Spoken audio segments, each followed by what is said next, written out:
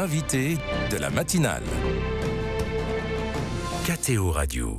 Les catéchumènes et les néophytes sont au centre d'un événement rare en préparation. C'est un concile provincial qui a été annoncé par Monseigneur Laurent Ulrich, archevêque de Paris, et organisé par les diocèses d'Île-de-France. Concile qui va se déployer en plusieurs temps, de janvier prochain jusqu'à l'été 2027. Notre invitée ce matin fait partie de l'équipe de pilotage de ce concile, Isabelle Payen de la Garandrie. Bonjour. Bonjour Maxence.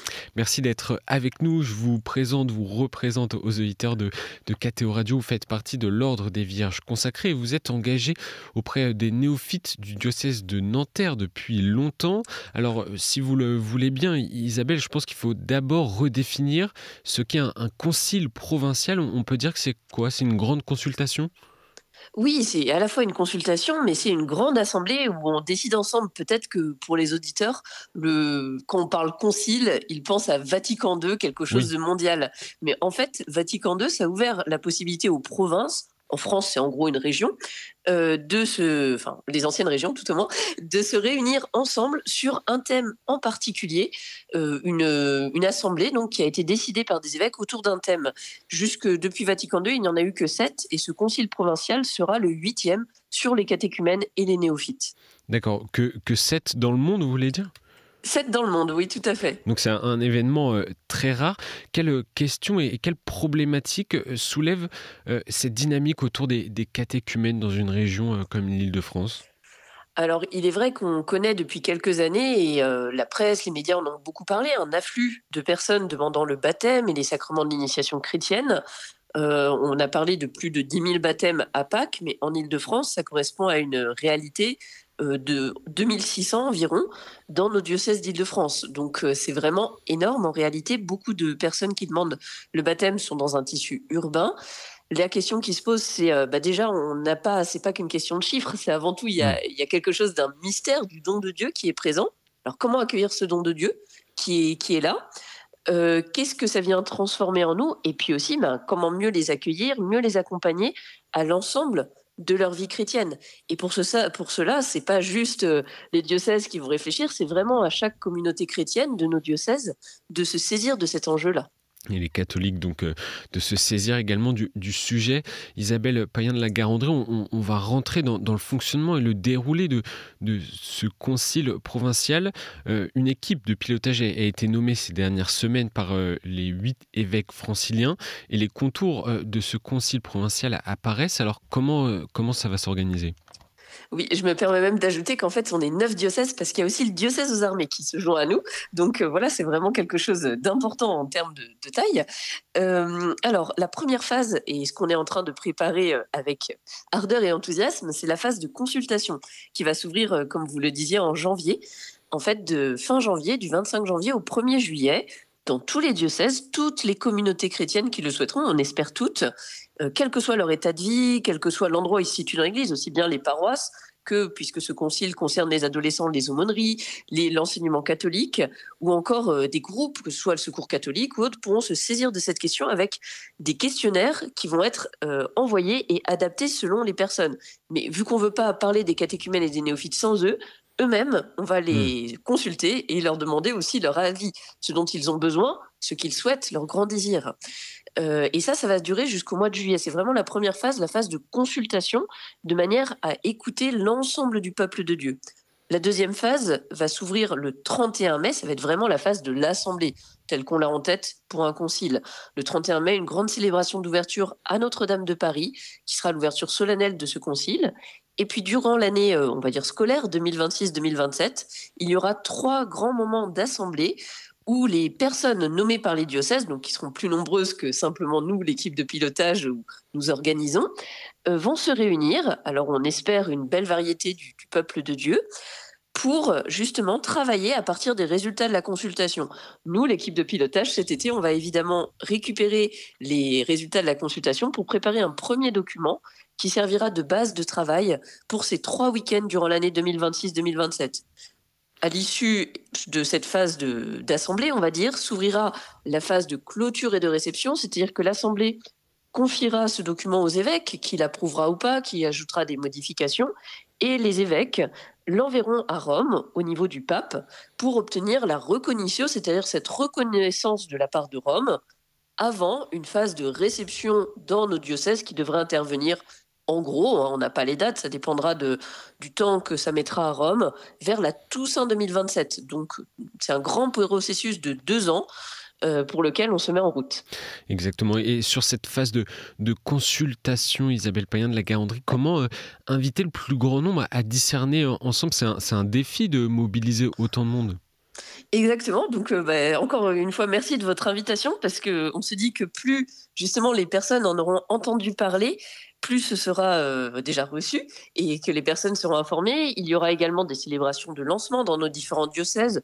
Certains diocèses font le choix d'une grande célébration diocésaine, d'autres en paroisse. Et puis, nous, on espère vraiment, enfin, si c'est juste un moment où les gens se disent qu'ils donneront leur avis, c'est bien, mais ça semble pas super important. L'intérêt derrière la consultation, c'est que chacun puisse aussi faire le point sur, nous, dans notre paroisse, comment ça se passe finalement.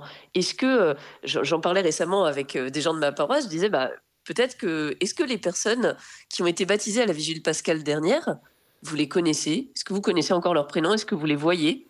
Mais rien que ce souci, c'est un appel, je pense, à une conversion de l'ensemble de nos paroisses. Mais ça marchera effectivement que si chacun se dit, c'est pas juste l'affaire des spécialistes, les catéchumènes, les néophytes, de leurs accompagnateurs, c'est notre affaire à nous tous. Ce sont néophytes, ça veut dire nouvelles pousses. Voilà, pour faire pousser et continuer à croître des nouvelles pousses, c'est pas juste une personne qui va s'en charger, c'est nous tous. Nous sommes en Église ensemble. Voilà, donc en tout cas, on espère que le message passera bien et que chacun pourra se trouver rejoint dans ce qu'il vit. Et c'est un exercice ici qui est très synodal. Oui, complètement. On est vraiment. D'ailleurs, en fait, les conciles particuliers, je disais qu'il y en avait eu 7 et que c'est le 8e depuis Vatican II, mais le document final du synode, au paragraphe 119, ce me semble, dit que justement, dans la réception du synode sur la synodalité, on pourra promouvoir ce type de consultation, ce type d'événements, de conciles provinciaux. Et nous, il y aura plusieurs. On va proposer selon comment les paroisses ou les groupes voudront s'en saisir. Ceux qui le souhaitent pourront vivre des conversations dans l'esprit, tout à fait comme au synode. Cela a pu être vécu comme un outil de discernement dans un climat de prière, d'une part. Et puis, il y aura des questionnaires d'une dizaine de questions. Donc, où les personnes seront vraiment invitées à se réunir. C'est pas juste un tel qui va écrire dans son coin. Bon, si la personne est isolée, imaginons un néophyte qui a déménagé en province ou autre, évidemment qu'on pourra le faire. Mais dans tous les cas, nous, on aimerait vraiment inviter les personnes à se réunir et à échanger entre elles. Parce qu'on se dit que c'est là où vraiment la communauté se mettra en route. Et petite info, les consultations aussi n'auront lieu que de manière numérique. Parce que D'accord. nous, pour le traitement de l'information, ce sera beaucoup plus simple ultérieurement. On imagine que ça simplifie les choses. À titre un peu plus personnel, comment ces arrivées, cela vous bouleverse vos certitudes et vos habitudes dans votre communauté, Isabelle Payen de la Garandrie? Comment vous le vivez? Alors déjà, moi, vraiment comme quelque chose de lumineux, vous voyez, j'ai pu organiser là, dans le diocèse de Nanterre pendant plusieurs années un dimanche in albis, un dimanche juste après la célébration des sacrements de l'initiation chrétienne, une semaine après Pâques. Et moi, quand je les voyais, enfin, je me disais toujours, mais qu'est-ce qu'ils sont lumineux? Il y a vraiment quelque chose de très lumineux dans cet afflux de catéchumènes, de néophytes qui demandent les sacrements. Ensuite, ce que je peux aussi voir, c'est que on a du mal à encore pour l'instant à les accompagner pleinement dans leur vie chrétienne. Certains en fait, Monseigneur Rouget, l'évêque de Nanterre, parle souvent de baptême blues. Après avoir vécu quelque chose de formidable pendant 2 ans, là d'un coup, on va se retrouver plongé dans la vie chrétienne ordinaire avec ses hauts, ses bas. Et ça, c'est vraiment pas simple en réalité. Et là, si un néophyte est tout seul, eh bien, ça peut être un moment extrêmement difficile où malheureusement, même si on les aide, je pense qu'on ne les aide pas encore assez.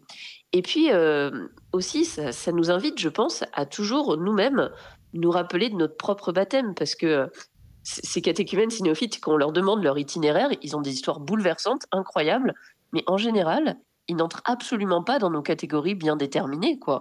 C'est rarement parce qu'on a organisé quelque chose de formidable auparavant qu'ils vont se trouver touchés. C'est toujours le Seigneur qui est venu les rejoindre d'une manière personnelle, particulière, et pas du tout dans nos plans humains.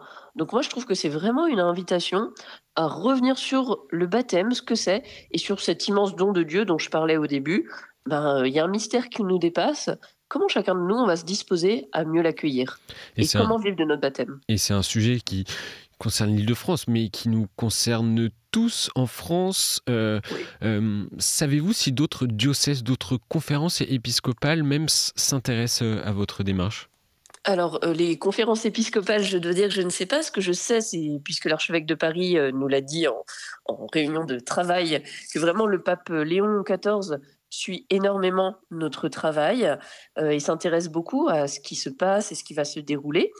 Et conférence épiscopale, encore une fois, je sais pas, mais ce que je sais, c'est que beaucoup de diocèses en province s'intéressent à ce qu'on va vivre. Et on ne sait pas encore exactement comment, parce qu'il y a des règles canoniques assez strictes pour un concile provincial, donc des règles de l'Église, dans le droit de l'Église. Mais il est très possible que des observateurs de la Conférence des évêques de France, d'autres diocèses de province, puissent également être invités pour participer sans être votant, sans être dans les moments enfin, plutôt comme observateur, on va dire, que comme participant. Mais en tout cas, il est assez probable et prévu qu'il y en ait d'invités. De même, comme au synode sur la synodalité, nous espérons bien avoir des délégués fraternels d'autres traditions chrétiennes qui, pour certains, connaissent un afflux, pour d'autres, pas du tout.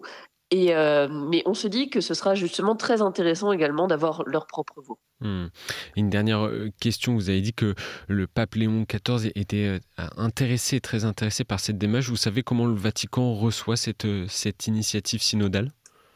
Ce que je peux simplement dire, encore une fois, dans ce que l'archevêque de Paris nous en a dit, c'est qu'il était vraiment très enthousiaste. D'ailleurs, le fait qu'il ait reçu lui-même des jeunes catéchumènes et néophytes cet été pendant français, durant le jubilé des jeunes, parce que on entend qu'il commence à y avoir une dynamique similaire dans des pays assez proches de la France, Oui. mais actuellement, ça reste quand même un phénomène assez français. Donc, il est très touché, très intéressé. Et en tout cas, ce qu'on sait, c'est qu'il compte suivre les travaux de l'Assemblée. Donc, je ne sais pas quelle forme ça prendra, mais l'archevêque de Paris nous l'a vraiment dit en disant que ça l'enthousiasmait vraiment fortement, cette manière de nous saisir à la fois d'une réalité du terrain, de notre Église, et d'autre part, comme une suite du synode sur la synodalité. Et donc les premières consultations ouvrent en début d'année prochaine. Merci Isabelle Payen de la Garandrie de nous avoir fait découvrir ce concile provincial autour des catéchumènes et des néophytes en Île-de-France. Et puis bonne grande consultation à venir pour vous. Merci beaucoup, oui. C'est un très très bel événement. Je pense que les pilotes, nous sommes tous très enthousiastes malgré la charge de travail. Et j'espère vraiment que chacun pourra se sentir rejoint dans ce qu'il vit dans sa communauté. On espère en tout cas. Merci beaucoup Isabelle Payen de la Garandrie. Merci.